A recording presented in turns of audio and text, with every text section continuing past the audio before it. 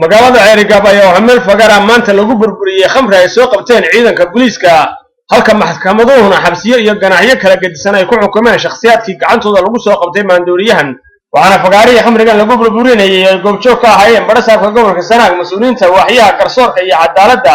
iyo waliba madaxda iyo ciidamada booliiska ayaa waxa hore halkaas ka hadlay isla markaana faahfaahin ka bixiyay xukunnada lagu riday maandooriyahan iyo dadkii gacantooda lagu soo qabtayba وحيانك حياليها قودة قبل كالسناق ياسين محمود شاوع بوليسك قبل كالسناق سقالك بشي اللي يتبنى الله بدا كون يشان يتبنك وحي سوقبتين خمر اللي قسيدو قاري وحي نكو سوقبتين خمر دانشان يافرتن دالو oo khamriyo nooc loo yaqaan dareejinka khamriga waxa la soo galiyay magaalada Ceerigaabo waxaana doonayeen inay ka iibiyaan khamriga waxa lagu soo qabtay 4 eedaysanayaasha maxkamaddu waxay ku xukuntay eedaysanaha koowaad labaad iyo saddexaad midkiiba sanad iyo 4 bilood xadhiga iyo 3 milyan oo Soomaaliland ganaaxa sidoo kale eedaysanaha afraad oo ah isagu aan la sidan laakiin caawiyay u qariyay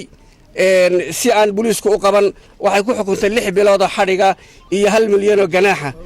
garsooraha maxkamadda gobolka Sanaag ee Hamrigan xukuntay Maxamuud Sheekh Xuseen Xasan iyo taliyaha baarista booliiska iyaguna soo qabtay khamrigan oo iyaguna halkaas ka hadlay ayaa hadalladooda ka mid ahaa waxa uu muhiim ah halkan oo ka xusaya in xukunnadii maxkamadda gobolka soo saartay waxa ka mid ah kiiskan in khamrigan oo ahaa 45 dhalo oo dareejina la qubo oo la baabiyo waana arkaysaan waxaan ku guulaysanay inaanu qabanno 45 ka dhalee maanta hortiina yaala ee dareejinka iyo gaarigii iyo maxaabiistii waxaanu samarkiiba horkeena eedooda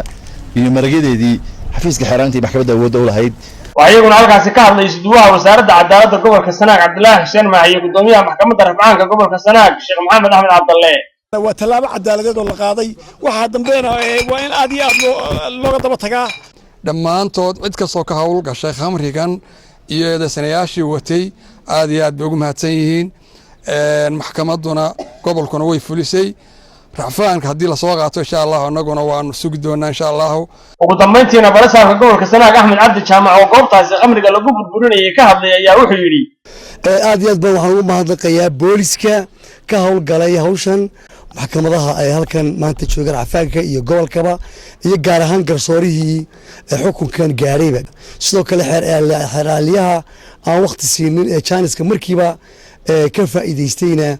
والأمهات عليا دمانبا وقدام بنتي وحنلاقي ددوينها رير سناق رير عرقابو وحن إيدي كسو شيدين لها ورنا صو شيكتان خمرقة يا فواحشك يا وحيابها كلا لمتك عبد الله حسين درويش شبكة عالمي ودوين النيوز مقالة عرقابو